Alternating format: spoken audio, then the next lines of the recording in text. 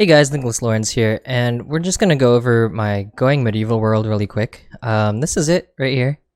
Very simple. Um, Ignore it. I definitely have better layouts planned, but this is what this turned into based on random modifications to my original design. What it is this upper area, which I don't have anything for yet. A secondary floor here storing just raw materials, mostly just clay and limestone brick, as well as regular clay and limestone, because this is technically the ground floor here. So what I am planning to do with this world, if I decide to keep going on with it, is to bring this whole area down a floor to this one here, because I want the pathing for my settlers to be much closer to the storage areas, as you can see. Anyways, let's talk about the underground storage. So my original design was having all of this clayed up, like everybody else thought would help with the wooden beam supports, and unfortunately all of those bring heat. So as you can see here, in this corner, the red current piles are going to decompose in 3 days and the pile will rot in 1 day. I can't do too much about this, so I've resorted to just letting only the raw resources and packaged meals here, because the packaged meals won't decay. And I've also put spoke meat piles only because here, where I've decided to keep all of my foods, this one is actually fine. It's slowly been running out of room, but as you can see, it's completely it's cool enough here that it's almost frozen, so there's no decay at all.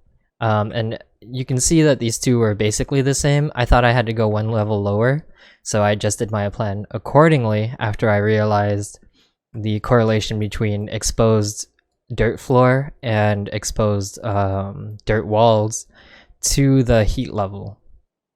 And having all these supports was helpful in terms of like my build, but it wasn't really helpful in terms of like keeping all of these cool.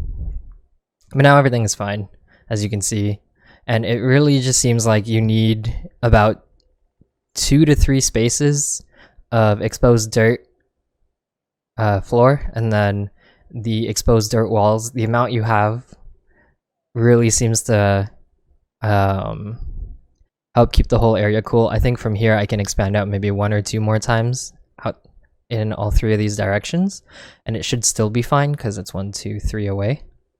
And then there's a larger number of these exposed dirt walls.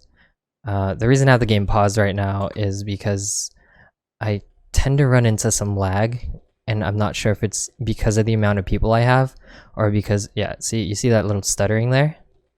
And I'm trying to run this really fast because what I need is a attack, so I can talk about the second mechanic. Really quick, we can go over it. What I've done is basically take out all of the land 2 block width away from my main base. But before that, while I was building my main base, I actually set up a little fort here using natural dirt and just wood. Speaking of, we should add a graded door here. Yeah, that was broken in the last attack, I think. Yeah, so what I'm waiting for is an attack now, but let's talk about this. So I actually destroyed all of the little ramps and various areas that would let you attack my main base. And the only way to go, say you spawn around here, is to come up all the way around and come here. At the same time, I can have archers going on the walls around here, and since they can't move to attack me, it should be fine. When they spawn with trebuchets, I've noticed that instead of attacking my main base where all of my goods and manufacturing things are kept. As long as I have something outside, and right now I've put in a bunch of blacksmith forge because I have too many resources left over right now. So I'm literally just trying to use them all, and I'm hoping that helps decrease the amount of lag that I'm getting. Because otherwise, the only reason I'm getting that lag is from having 13 settlers in my base right now. Like I can't really figure out any other reason why. Anyways, you can if you spawn in this area, you'd have to come up. You'd have to come up here, and they have no problem climbing up the stairs. But then they'll have to go all the way back around to this little area again, where I would place traps, but I didn't have a level 20 smith to build me mechanical components until recently, so I just haven't done it yet. Anyways, what the enemy AI usually wants to do is attack any of these easy to get production workshops. I don't know what word we're using for that yet. So if they see that there's these production workshops outside, they actually abandon any trebuchets that they have, and instead of attacking the main base, which they can't get to, they'll run all the way around and attack these instead. You don't have to use these blacksmith forges when you if you want to go really cheap about it, you can just lay down maybe like 15 to 20 campfires. It doesn't matter. Having one there will automatically draw the aggro for your enemy AI to here right away, as long as you put them in your kind of kill box area. So this is my kill box area. Hopefully some enemies attack, but it is the 11th day of autumn, so I don't know what we're gonna see. Unfortunately, there's no dev tools, so I can't force an attack. But yeah, and from there, I basically just move all my settlers into here, and everything in here remains protected no matter what I do. Hopefully there'll be an attack soon. We'll see what happens. Okay, but I will come back to you as soon as they attack. Wow, that was fast. They actually just ended up attacking right at midnight, which is bad for me because my settlers are exhausted right now, but I'll show you exactly how most of my attacks go. And I haven't had any losses on my side recently by using this methods. See, so they're right here. And we're already going double speed. You can see they're just moving around even though like my whole main base is so close. I wonder where they're gonna go. Let's select all my settlers now so I can draft it right away.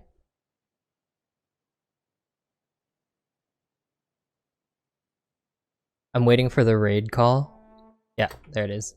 So, oops. Hit draft, push them all here, and then since all of my enemies, I know all of my enemies are gonna come from here already, I can take my archers and my one crossbow and oops. And start placing them on these wooden merlons.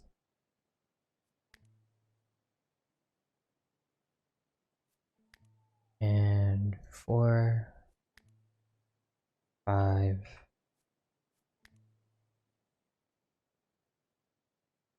Let's put another one here. There you go.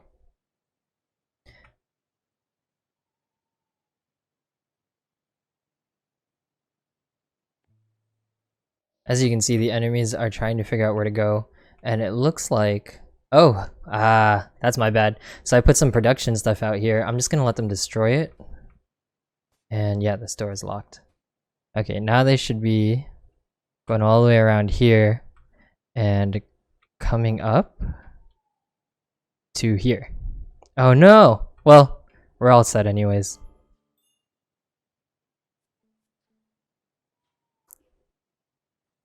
Okay, as you can see, the only thing they mainly aggro to are anything outdoors of your area, and all they want to do is destroy these things. So I can just knock them out with archers for the most part. You see there's a guy here. I have my main girl Matoba here, Maboda, and I just have her attack anybody. Oh, he's got some friends coming. So she's at half health. I'm gonna move her back. And at the same time, I'm gonna have...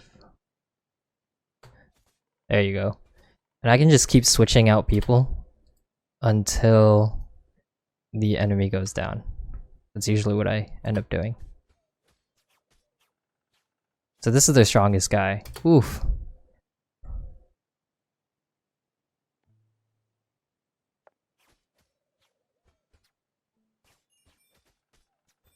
There you go.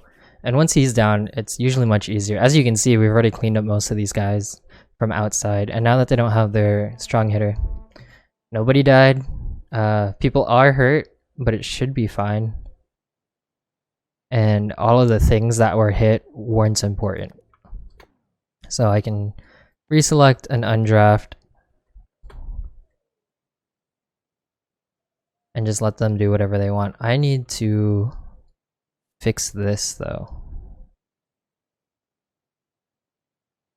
Yeah, just doing that will make them go back to the main kill zone that I wanted them to be in. That's funny. But you can see this guy running away, and I'm just gonna put back my... where are they? Spirit Distillery Brewing Stations.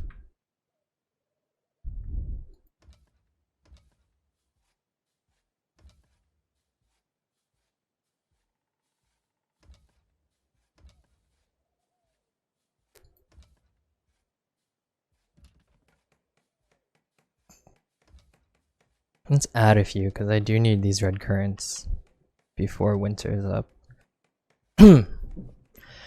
Yeah, that's it. I just wanted to point out some of the regular game mechanics that you can take advantage of, such as building natural, I guess they're moats. Yeah, I mean, these are definitely moats, right? So just having these moats here forces your enemies to come a certain way. If they can't get there at all, I'm not sure what would happen yet, but I am interested. I probably will soon get rid of this stuff, but since it's becoming winter already, that's not something I can continue doing, and this already took a while to do. But yeah, if you guys have any questions or anything, I don't know because I've only been playing this game for a few days, but I will do my best to answer anything. But the main key points here are definitely about using cheaper production materials or whatever you want really to bait the enemy instead of having them attack your main base with trebuchets, as well as your the storage method for your foods. It doesn't seem to matter how low you get, because I am actually thinking of taking down this here and it'll only be one level lower. What really matters is having this much dirt exposed as opposed to how deep you go, because below this there's only like one more layer, and that's already the bottom floor. Okay, yeah, that's it. Thank you guys for watching.